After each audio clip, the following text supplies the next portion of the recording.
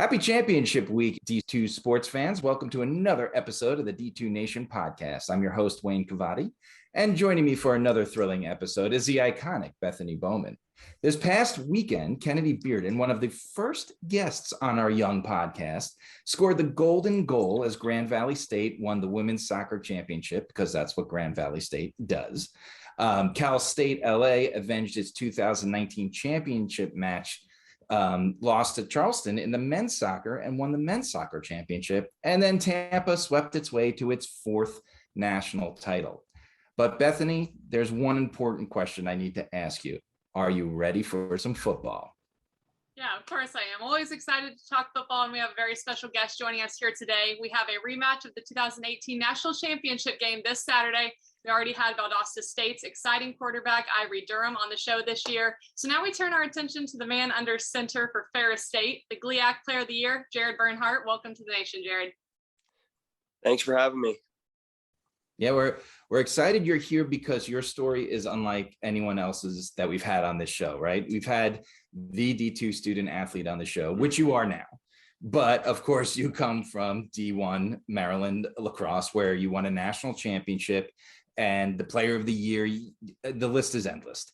But why don't we get caught up on the road that led you to Big Rapids? When you decided that football was going to be in your future, did you put it out there? Were there feelers from other schools, and what made you choose the Bulldogs ultimately? Yeah, I kind of went the way, just who was looking to give me an opportunity. I know it's kind of unique not having played, in several years. So like I said, just kind of sent it out there, trying to see who would give me an opportunity, and Coach Anise, got in contact with me, which is really cool, and kind of filled me in on their program and their culture. So that definitely, pulled me in. I think one thing that was interesting, we spoke to Coach Anise earlier today, and what he told me was it seemed like you were all in, because if I remember correctly, you committed in 2020 before COVID happened, right?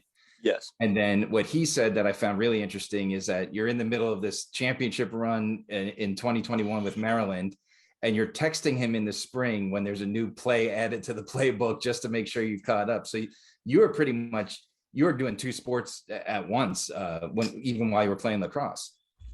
Yeah, I would, try to change it up a little bit.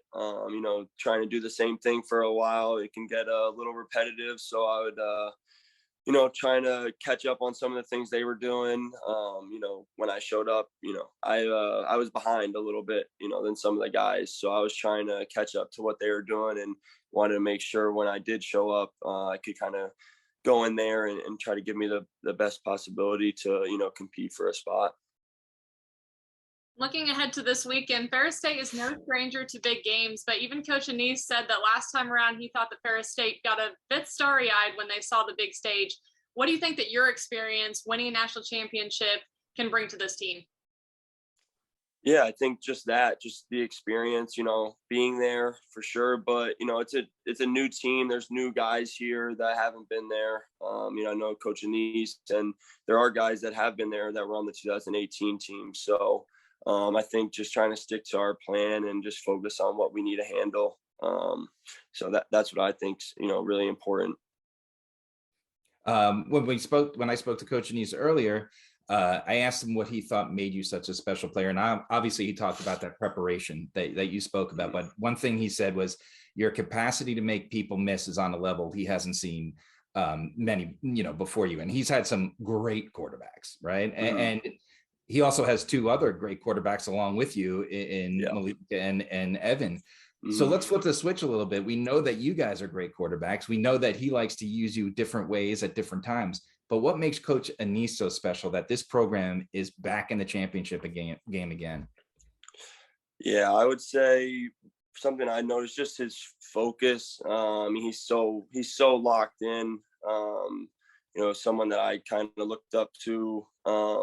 And, rest in peace, Kobe Bryant. I would follow him and kind of see, his mental capacity with things. And I see a lot of that, type stuff in Coach Anise. And I know it's, for some people, they look at Kobe Bryant, he's, this big old celebrity, and and stuff. But Coach Anise, his attention to detail, his focus, every day. I mean, he's that locked in, to get to a stage like this. And it's really cool to see that, up close and personal. After all you've experienced at the Division I level with lacrosse, has this season been even beyond your expectations? Because you're the GLIAC Player of the Year, a Harlan Hill nominee, quarterback of the last undefeated team in D2 football. You seem pretty calm and collected, but have you been pleasantly surprised, you think, with how everything's gone? Yeah, definitely. I mean, like I said, haven't played in a while. I was trying to see what was going to be my role for this year.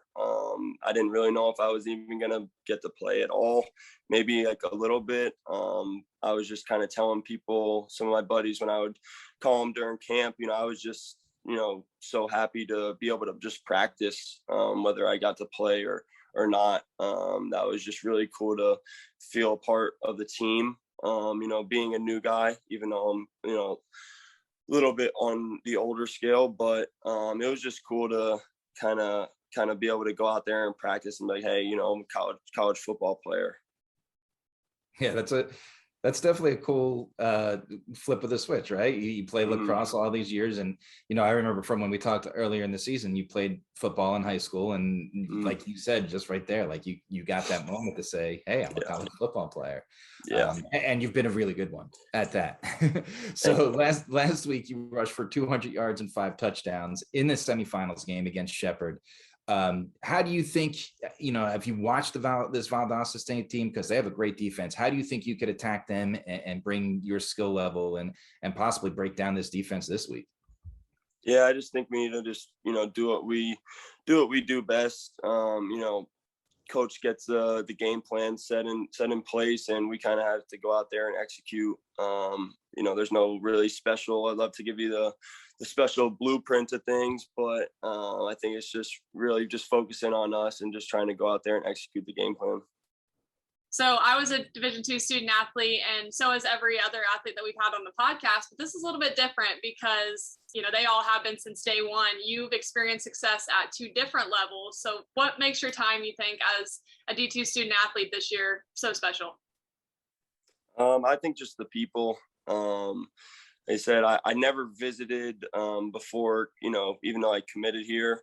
But just getting up here and meeting the people, on the team and just, around the complex and the people of Big Rapids, they've just been like really awesome. It's been awesome to see, like I said, at the games, the great crowds you get. Like, they love their football up here. But I would say, that's been really cool to see.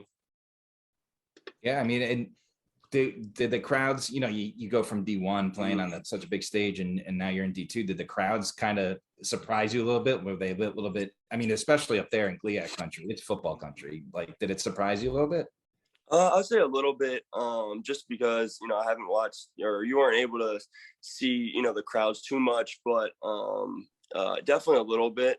They definitely like to get a little bit rowdy up here, and they definitely do an awesome tailgate, which, at Maryland, the parents and stuff did tailgates too, but here they also do that. So it was really, really cool to see that. Yeah, it's a good environment out there. So those were the easy questions. Now we're going to put you on the D2 hot seat and get our listeners to know you a little bit. No need to build a suspense. So Bethany, let's get them started. As usual, start off easy. Jared, what is your favorite football team and who's your favorite player? Everyone always asks me. I don't have a specific team. For college, I would say I like the Miami team, probably like around the early 2000s, like Willis McGahee, Ken Dorsey. And then my favorite football player right now is probably Lamar Jackson. I could see why. You're very similar in the way that you play the game. And the Miami answer makes sense because you're a Florida guy originally, right? Mm-hmm. Yeah. So normally this question is, what is the best football movie of all time? But since you're a 2 sports star, what is the best football movie? And then what is the best sports movie not involving football? Football movie? Oh, I mean, I like either Remember the Titans or I like Friday Night Lights. That's a good one. Yeah, I'd say McKinney, Texas is Friday Night Lights. You're gonna be living it this weekend. Yeah, and then non-football. Oh, I like Coach Carter. Nice, that's Coach a good Carter, one. A little basketball, yeah. I like that. What do you listen to get pumped up before a game? And we have had some wild answers here, so be careful. Don't expose yourself too much. Recently, this year and last year, I've been listening to Biggie Smalls. Nice. Yeah, you could tell you are a little bit older than the other athletes because I know that artist. Yeah. If you had a time machine, what part of history would you travel to? I would probably say the 1990s or so. I would say, I don't know. They have some really good movies in the 90s, and they said Biggie Smalls, Tupac. Yeah. Probably then. Nice.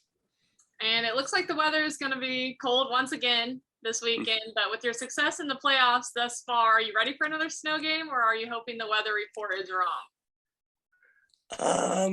I mean, I wouldn't mind another snow game. It's been cool to be in those for sure. I mean, it's something not everyone can say they could, they played in something like that. But if it's a little warmer, I wouldn't be complaining. Yeah, you're a lacrosse guy. That's a spring sport, and you played 3 Blizzard Bowls in a row here. Yeah. I'm not kidding. I was watching the semifinal game and I'm in Kansas. It's pretty nice here right now. I'm like in my bed though, wrapped up in blankets, watching you guys with the snow coming down, not wearing anything on your arms. I'm like, what? Yeah, I'm wearing stuff on my arms. Offensive linemen, those guys don't wear anything. Yeah, they got a little bit to heat them up though. Your offensive line is huge, especially. Yeah. Well, Jared, thank you so much for taking, like we said earlier, we know this is a busy week for you and we appreciate it. And obviously I'm going to be there watching and we just want to wish you good luck. Thank you. I appreciate it. Thank you for having me on. Absolutely. And remember, D2 Nation, you can find us on Spotify, Apple Podcasts, Google Podcasts, YouTube, and anywhere you want to listen to a podcast. So give us a follow and we'll see you next week on the D2 Nation.